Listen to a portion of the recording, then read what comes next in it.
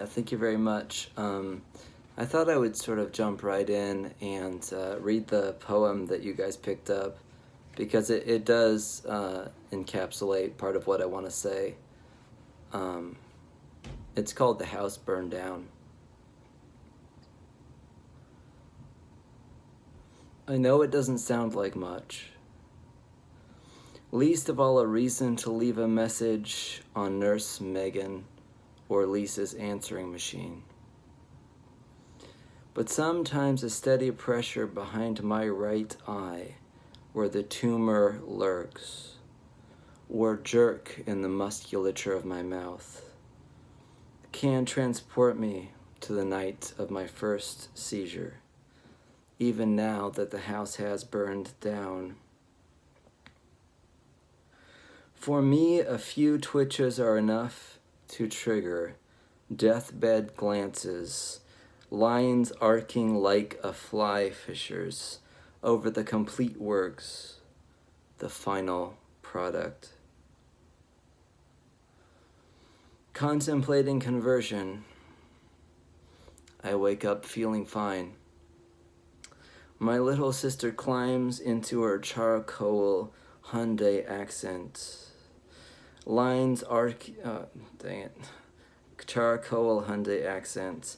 I hover above the dewy grass, each blade allotted its own tiny globe of water and light, its own microcosm. My sister swings into the circle, hearkening to a sanctuary where people sing. If there is a God, why wouldn't God be the breeze cradling my newly shaven head? Somewhere a woodpecker drums its beak into maple syrup. New leaves transmutes magma into the invisible stuff of deep cleansing breaths and brain functions whereby I am no longer afraid. The house is gone. Its A-frame collapsed in on itself. Its fireplace spelled the claim in an alphabet of ashes. So that poem, as I said, a kind of introduction to the larger body of my work and poetic endeavor, relates to my 2014 glioblastoma brain tumor diagnosis. And for those that don't know, the glioblastoma is the most malignant form of brain cancer, and it carries a 14.6 median month life expectancy. And so the fact that I'm still here reading this poem is a little bit of a miracle, considering that that was about 7 years ago when I had my seizure, and had been asymptomatic for 10 years before that, while the tumor grew and accumulated in my brain. I wanted to just give a quick shout out to Chen Du. I know a little Mandarin Chinese, but I don't know the tones of your name if you're still here. If it's Chen Du, or if it's Chen Du, or if it's Chen Du, or yeah, it's 4 tones and it could go any number of ways. So I'm probably mispronouncing it either way, or any way. My wife is Chinese and we have 2 kids. And so what I wanted to do then is just to pivot, plug my 6th collection that I have here with me now, called Far Other.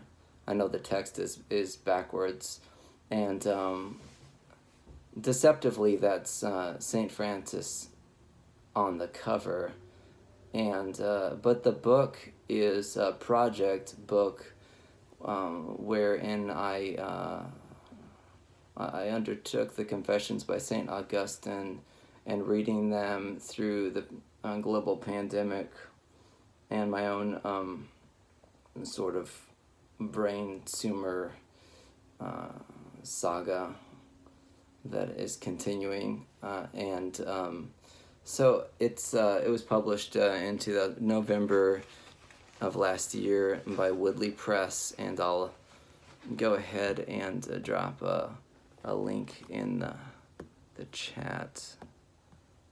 If I can, yeah, there it is.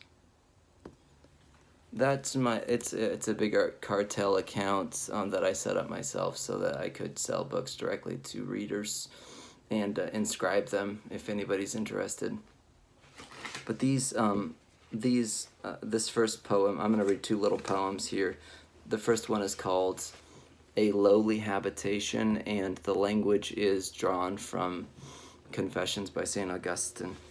The first couple of images are drawn from his Confessions.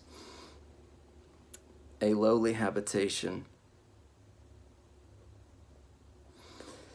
I expose my lowly clay pot, my coat of skin to the jolts of the wind.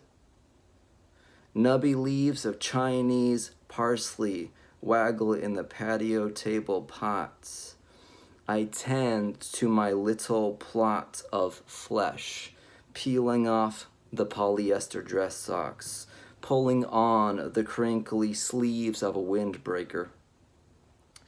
Lowly as it is, I love my body, as Christ loved his hands, his dark arboreal recesses. It's a shock to be born. Omi spends most of her time screaming at her body, its rolls of leg fat, the creases in her groin.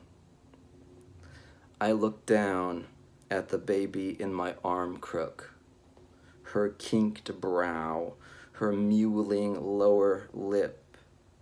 Theodore runs full force into the driveway's pained face, its painful way of saying, if you ask me to hold you, I will texture the palms of your hands, splotch and bleed them, not gladly or with any sort of malice, but just because I am a driveway, and you are made of screeching eels.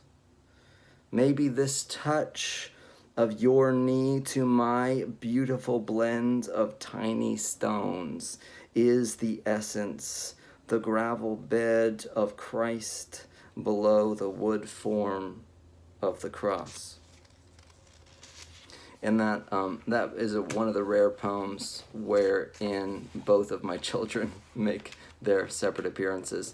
This last one is short, and it's exclusively about my 15-month-old daughter, Naomi. It's called Frequencies. During her first week,